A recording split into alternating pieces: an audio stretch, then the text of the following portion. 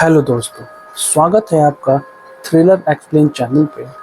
आज हम आपके लिए लेकर आए हैं एक इंडोनेशियन हॉरर मूवी जिसका नाम है केरेटा बडारा यानी द ट्रेन ऑफ डेथ।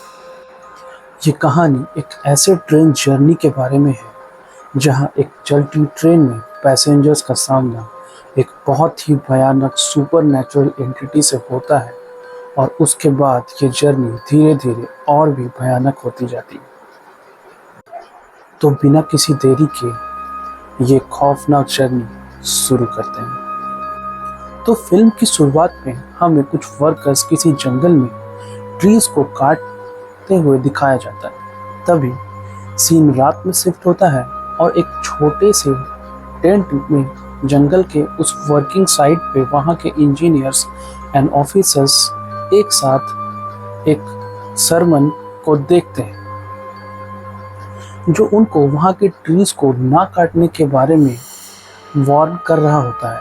अब अगर सरमन की बात करें तो इंडोनेशिया में ये पंडित या साधु की तरह होते हैं जो पूजा पाठ करके बुरी एंटिटीज को नई जगहों पर दूर रखते हैं। वो शर्मन उनको वार्न करता है कि जंगल की इस एरिया में ट्रीज को मत काटो वरना यहाँ रहने वाले स्पिरिट नाराज हो जाएंगे और तुम्हारे फिर कोई भी रक्षा नहीं कर पाएगा। पर वो लोग उसकी कोई भी बात नहीं सुनते हैं और उस शर्मन को टेंट से धक्के मार के बाहर निकाल देते हैं। ये लोग बेसिकली जंगल के बीचों बीच ट्रीज को काट कर एक रेलवे ट्रैक के लिए 5 टनल्स बना रहे थे जो कि सीधा इस रास्ते से होते हुए एक न्यू बनने वाले रिजॉर्ट की तरफ जा रहा होता है जो कि किसी बहुत ही बड़े आदमी का था और इस रिसॉर्ट के यहाँ बनने से इस इलाके में काफ़ी डेवलपमेंट होने वाली थी।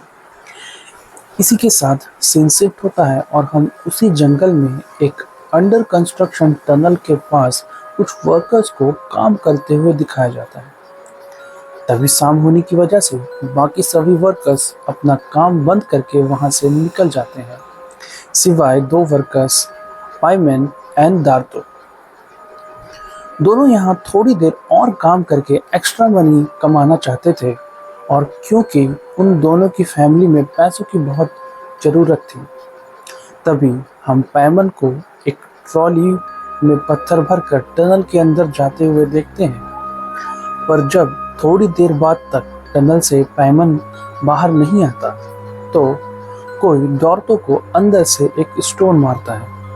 दौरतो पैमन को चेक करने के लिए टनल के अंदर जाता है और टनल के अंदर जाते ही हम व्यूअर्स टनल की लाइट फ्लिकर होते हुए देख सकते हैं जो इस तरह की मूवीज में सीधा इंडिकेट करता है कि कोई सुपरनैचुरल एंटिटी की प्रेजेंस वहाँ पे है। टनल में थोड़ा आगे चलने पर दौरतों को ऊपर से वही स्टोन्स गिरने की आवाज़ आती है जो पैमन टनल के अंदर लेकर आया था। उसके बाद जब दार्तो ऊपर देखता है और वहाँ जो वो देखता है उससे होश उड़ जाते हैं। एक्चुअली में एक बहुत ही खतरनाक एंटिटी पैमन को पकड़ के टनल की छत से लटका रखी थी और वो स्टोन्स उसकी बॉडी के स्किन को पेनिट्रेट करके नीचे ज़मीन पर गिर रहे थे। यहाँ पर दार्तो की चीख के साथ ये सीन कट हो जाता है। इसके बाद का सीन हमें कुछ टाइम बाद सांकारा रेलवे स्टेशन का दिखाया जाता है जहां बहुत सारे गेस्ट उस रिसॉर्ट में जाने के लिए स्पेशल ट्रेन सांकारा एक्सप्रेस का वेट कर रहे होते हैं। क्योंकि ये एक स्पेशल ट्रेन थी तो सिर्फ उस रिसॉर्ट के लिए ही चलने वाली थी। तभी हम इस मूवी के कुछ 2 इम्पॉर्टेंट कैरेक्टर्स से मिलवाया जाता है जिसमें से एक मिस्टर बारा होता है जो वहाँ का एक kind of local political leader होता है और इस रेलवे ट्रैक कंस्ट्रक्शन का सारा काम उसके ही अंडर होता है। वहीं दूसरा आदमी मिस्टर सांतोसो जो उस रिजॉर्ट का ओनर होता है और बहुत पैसे वाला आदमी होता है, वो अपने साथ कुछ और इन्वेस्टर को लेकर आया होता है जो उस रिजॉर्ट में पार्टनर्स होते हैं। मिस्टर बारा उनके स्वागत के लिए एक म्यूजिकल शो वहीं स्टेशन पर ऑर्गेनाइज करा होता है और वे लोग उसे एंजॉय कर रहे होते हैं। और आगे की फ्यूचर इन्वेस्टमेंट के बारे में बातें कर रहे होते हैं। तभी स्टेशन पे हमें दूसरे दो इम्पोर्टेंट कैरेक्टर से इंट्रोड्यूस कराया जाता है, जो कि दो बहनें होती हैं, जिसमें से एक का नाम पूर्णिमा और छोटी बहन का नाम कबान होता है। अब इन दोनों बहनों की बात करें तो दोनों का रिश्ता एक दूसरे से काफ़ी अच्छा होता है। वहीं कबांग पूर्णिमा के हेल्थ को लेकर काफ़ी वरीड होती है, क्योंकि वो अभी अभी मेडिकल ट्रीटमेंट से रिकवर होते ही तुरंत इस ट्रिप पर आ गई होती है। वहीं हम एक और कैरेक्टर से मिलते हैं जिसका नाम रामला होता है, और ये स्टार्टिंग के सीन में दिखाए गए वर्कर्स डोटा की वाइफ होती है, जिसकी डेथ शायद उस टनल में हो गई थी। तभी हमें स्टेशन के बाहर कुछ लेडीज हाथ में पोस्टर वगैरह लिए दिखाई देती हैं, और वे लोग जोर जोर से रोकर बोल रही थी, give me my husband back और वेयर इज माई हस्बैंड, जैसे मैसेज लेकर वहाँ पे खड़ी होती है। दिस सीन डिपिक्टिंग दैट पैमान और दोतो जैसे और भी वर्कर्स के साथ ऐसा हादसा हुआ था, और वो लोग तब से गायब हैं, और लोकल अथॉरिटीज़ भी उनके मिसिंग होने को हाइड कर रही थी। अब ये सब देखकर मिस्टर सांतोसो मिस्टर बारा पर काफ़ी भड़क जाते हैं, और ये सब क्या हो रहा है वगैरह उससे पूछने लगते हैं। तभी मिस्टर बारा उन्हें समझाता है कि हर डेवलपमेंट के काम में ये प्रोटेस्ट वगैरह तो होते ही हैं डिफेम करने के लिए, मैं सब हैंडल कर लूँगा, ये कोई बड़ी बात नहीं है, करके वो मिस्टर सांतोसो को शांत करता है। इसके बाद हम लोग ट्रेन में इसके बाद सभी लोग ट्रेन में चढ़ जाते हैं और ट्रेन जर्नी स्टार्ट होती है। अब इस ट्रेन की बात करें तो इस ट्रेन में टोटल 5 डिब्बे होते हैं, जिसमें से आगे के 2 डिब्बे वीआईपी स्पेशल गेस्ट जैसे मिस्टर संतोष बारा और उनके इन्वेस्टर्स और कुछ सोशल मीडिया इन्फ्लुएंसर्स वगैरह के लिए होते हैं।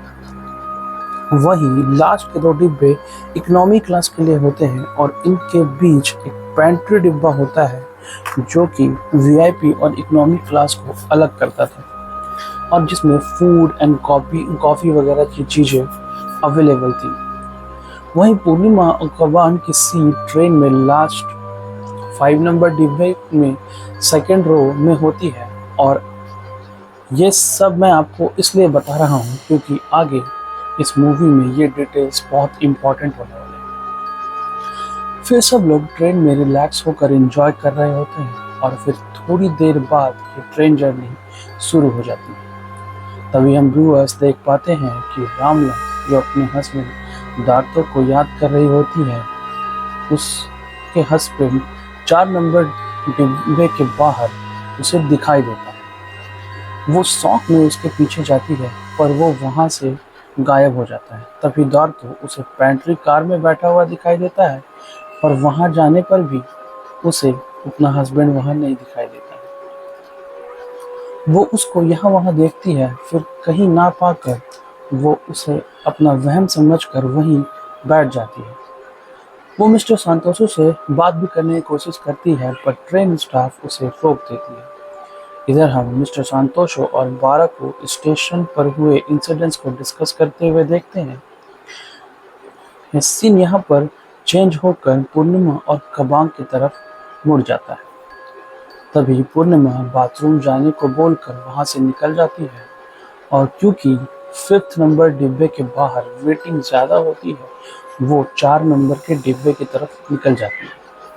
तभी बाथरूम में हम नोटिस करते हैं पूर्णिमा के वॉमिट में ब्लड आ रहा होता है, मीन्स कि उसकी मेडिकल कंडीशन पूरी तरह से ठीक नहीं हुई थी। तभी जब पूर्णिमा वॉमिट करने दोबारा नीचे झुकती है, तो बाथरूम के मिरर में हमें पैमान की घोषली स्पिरिट दिखाई देती है, और वो तुरंत गायब हो जाती है। मीन्स कि ये ट्रेन ऑलरेडी पॉजेस्ड हो चुकी है। इसी के साथ ट्रेन भी अब सबसे पहले 5th नंबर टनल के अंदर घुस चुकी होती है। कबांग काफ़ी देर से पूर्णिमा के ना आने से उसे चेक करने 4th नंबर डिब्बे की तरफ भी निकल जाती है। तब हम व्यूअर्स नोटिस करते हैं कि 5th नंबर डिब्बे में एक बच्ची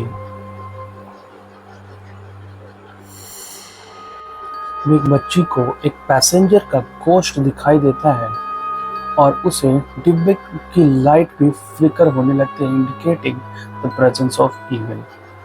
ये सब ट्रेन मास्टर भी अपने सीसीटीवी में देखता है और चेक करने अपने एक टेक्निकल स्टाफ को फिफ्थ डिब्बे में भेजता है। तभी वो टेक्निकल स्टाफ फिफ्थ नंबर डिब्बे में एक भयानक एंटिटी को नोटिस करता है और उसकी चीख के साथ ट्रेन टनल से बाहर निकल जाती है।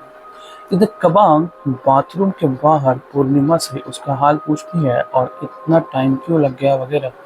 तभी ये दोनों नोटिस करते हैं कि फिफ्थ नंबर डिब्बा तो ट्रेन से गायब ही हो गया।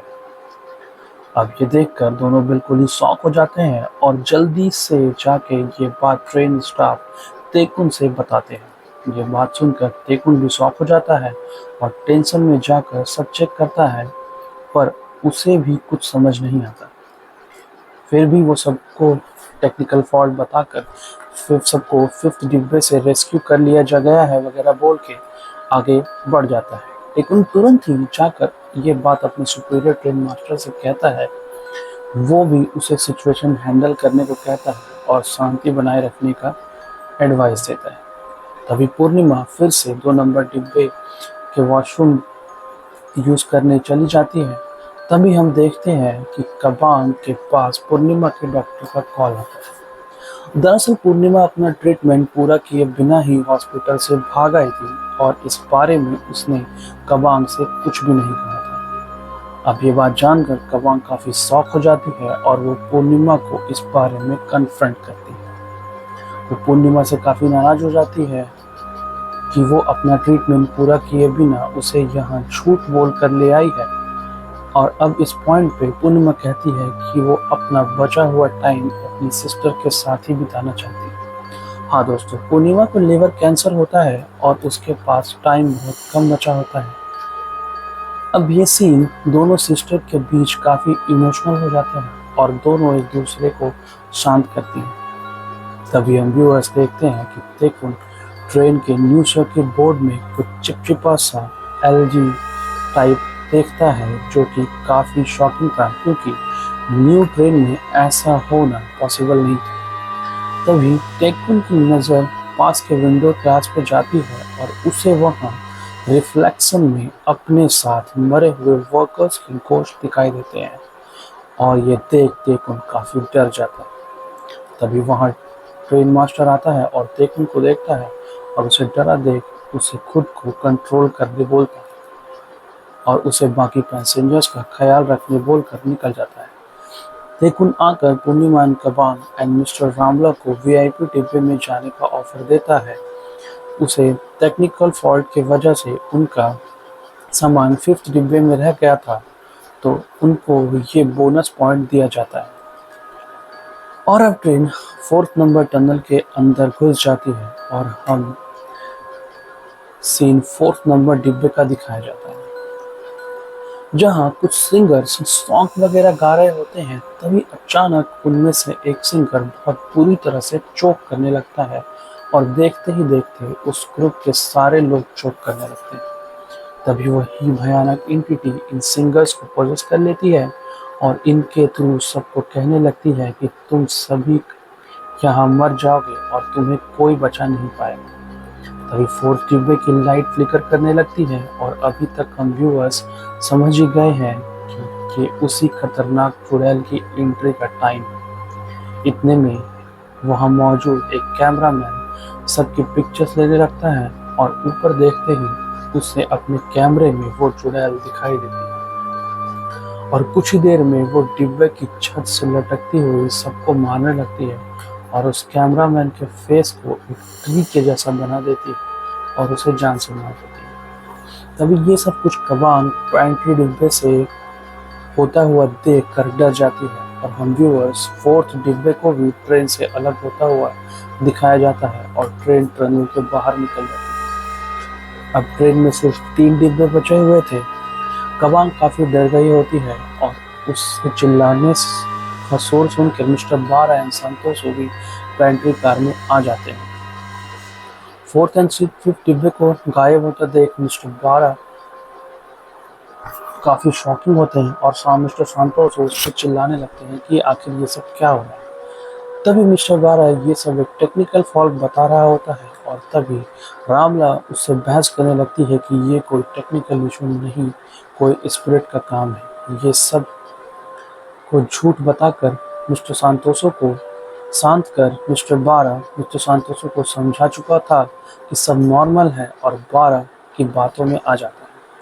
वो तेकुन से पूछता है कि आखिर ये सब क्या चल रहा है, तो उन्हें सब बताता है।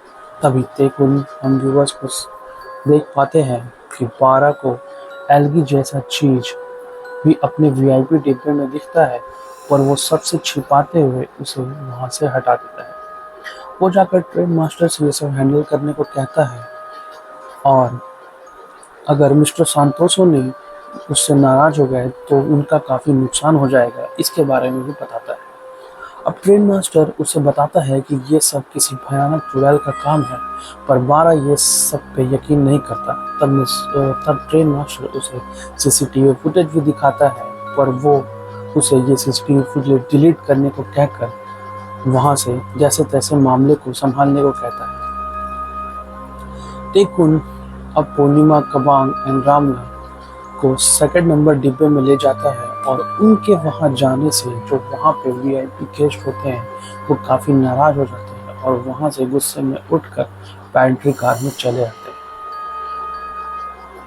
तभी हम देखते हैं कि पूर्णिमा की तबीयत और बिगड़ जाती है और उसे वॉमिट में ब्लड आने लगता है और तभी ट्रेन थर्ड नंबर टनल में इंटर कर जाती है। मिस्टर सांटोसो पैंट्री कार में स्टॉक वाले हिस्से में एक ट्रेन स्टाफ की आवाज़ सुनते हैं और वहां चेक करने जाते हैं, पर हर तरफ उन्हें वहां पे खून दिखाई देता है और तभी डोर की तरफ ध्यान देने पर उन्हें एक मोटा सा भूत डोर के पास बैठा हुआ दिखाई देता है। तभी मिस्टर सांटोस पेंट्री कार के सारे पैसेंजर्स को बिना आवाज किए सेकंड नंबर डिब्बे की तरफ जाने को बोलते हैं, पर अचानक सबके पैर जैसे मानो जम जाते हैं। वो हिल भी नहीं पा रहे थे। तभी हमें इस डिब्बे में बहुत सारे घोस्ट की आर्मी दिखाई जाती है, जो कि पेंट्री कार के पैसेंजर्स को चारों तरफ से घेर लेते हैं। ये लोग धीरे धीरे आगे बढ़ने की कोशिश करते हैं, पर इनमें से एक लड़की घबराकर भागने लगती है और सारे घोस्ट को ट्रिगर कर देती है। तभी सारे घोस्ट उस लड़की को पजेस करके उसके ही हाथ से उसका गला कटवा देते हैं और इविल स्माइल करते हैं। बस इसके बाद एक एक करके सबका नंबर आता है और वो रानी चुड़ैल आकर किसी की हेड को क्रश करके मार देती है, किसी का हाथ उखाड़ देती है, किसी को बीचों बीच फाड़ देती है।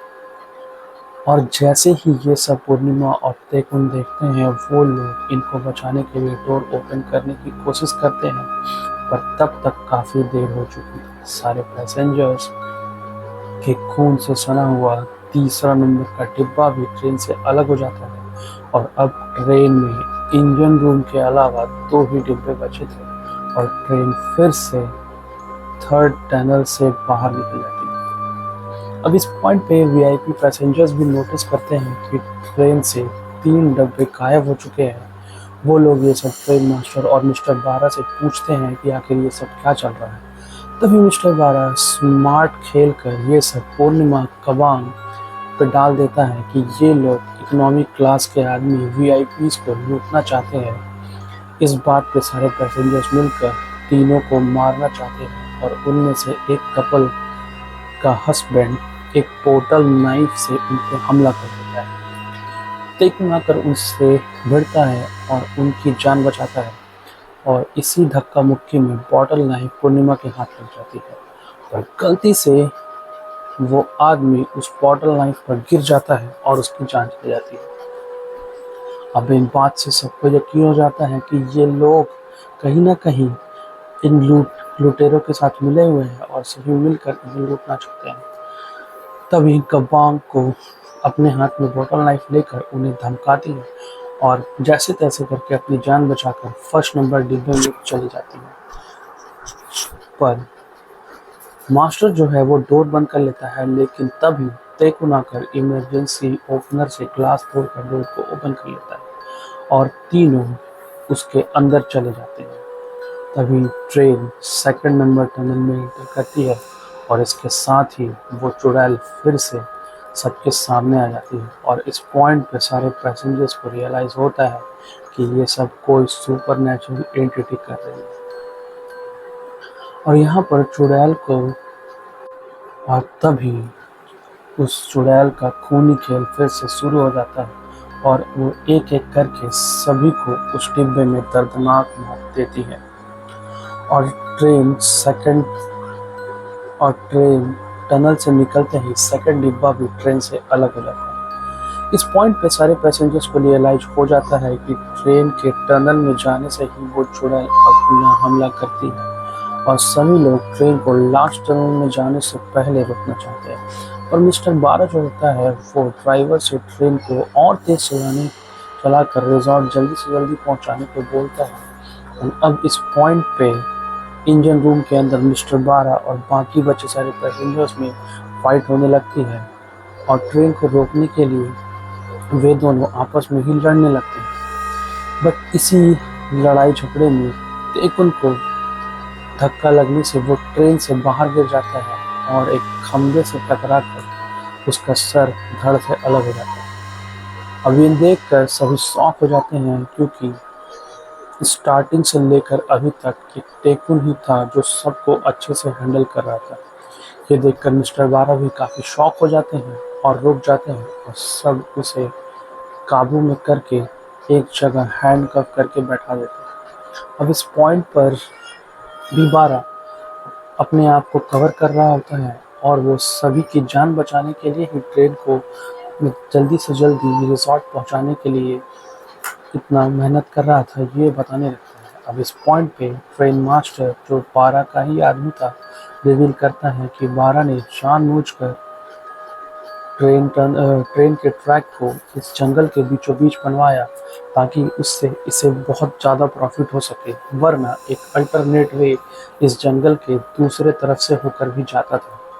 और वो स्पिरिट इसलिए ही गुस्सा है क्योंकि स्टार्टिंग में जो शर्मन ने बताया था कि इस इलाके के ट्रीज को काटना बहुत ही अशुभ है, ये उसी का परिणाम जो है जो इन्हें झेलना पड़ रहा है।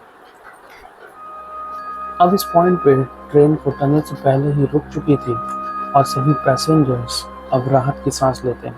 पर अभी भी हेल्प कॉल करने के लिए रिजॉर्ट तक पहुंचना बहुत ज़रूरी था और इसके लिए वे लोग पैदल ही जंगल को पार करके रिजॉर्ट की तरफ जाने का फैसला करते हैं। और कुछ लोग वहां ट्रेन में रुक कर ही मिस्टर 12 पर नज़र रखने की बात करते हैं। अब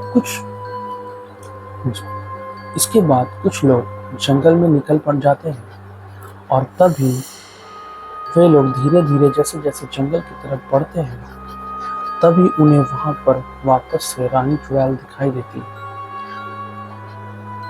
और धीरे धीरे जैसे ये लोग आगे बढ़ते रहते हैं इन्हें वही घोस्ट आर्मी वापस से जंगल में हर जगह दिखाई देती है। यानी कि इस पॉइंट पे इन्हें ये रियलाइज होता है कि दरअसल वो चुड़ैल टनल के अंदर नहीं बल्कि अंधेरे में इन पर हमला कर रही थी और अनफॉर्चुनेटली ये लोग रात में उसके ही इलाके में जंगल में अपने आप ही पहुंच चुके हैं।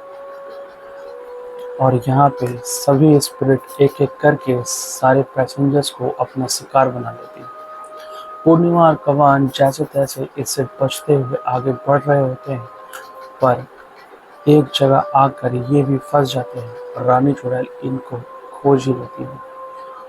और इस डर से पूर्णिमा बेहोश हो जाती है।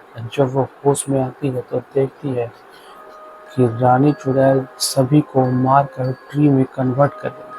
बेसिकली जैसे इस ट्रैक को बनाने के लिए इन लोगों ने पेड़ काटा था उसी तरह से वे इन इंसानों को भी मारकर पेड़ में बदल रहे थे। अब इतने में पूर्णिमा की नज़र उसके सामने के दृश्य पर जाती है और ये देखकर उसके होश हो जाते हैं। हाँ दोस्तों, वो चुड़ैल पूर्णिमा की छोटी बहन को भी मारकर पेड़ बना रही होती है और हम भी बस कवांग को धीरे धीरे ट्री में बदलते हुए देख रहे हैं। पूर्णिमा कुछ भी नहीं कर पाती और उसके हाथ पांव बंद जाते हैं। वो इस पॉइंट पे रानी चुड़ैल से रिक्वेस्ट करती है कि मेरी बहन को जाने दो और मुझे रख लो, पर रानी चुड़ैल उससे कुछ भी नहीं कहती, बस वहाँ खड़ी हंसती रहती है। कबांग पूरी तरह एक पेड़ में बदल जाती है और इस तरह बाकी पैसेंजर्स भी पेड़ बन जाते हैं। मूवी के लास्ट सीन में कई सालों बाद उसी जगह पे पूर्णिमा और उस सरमन को दिखाया जाता है और हम व्यूअर्स देखते हैं कि पूर्णिमा यहाँ अपनी छोटी बहन को रिस्पेक्ट देने के लिए आई होती है। पूर्णिमा अपनी बहन की ट्रीज के पास बहुत रोती है और उसे बताती है कि मैंने अपना ट्रीटमेंट शुरू करा लिया है और जैसे तुम्हारी विश थी मैं अपना ट्रीटमेंट पूरा करूँगी। और इस बात पे हम देख पाते हैं कि कबांग के ट्रीज पे जो भी फ्लावर्स वगैरह होते हैं वो बिल्कुल अच्छी तरह से खिल जाते हैं, यानी कि ट्री बनने के बाद भी she can feel and understand कि पूर्णिमा उससे क्या कहना चाह रही है। और इसी के साथ ये मूवी यहाँ पे ख़त्म होती है। तो दोस्तों, अगर आपको ये मूवी अच्छी लगी है तो प्लीज़ वीडियो को लाइक करिए और चैनल को सब्सक्राइब करिए। Thank you.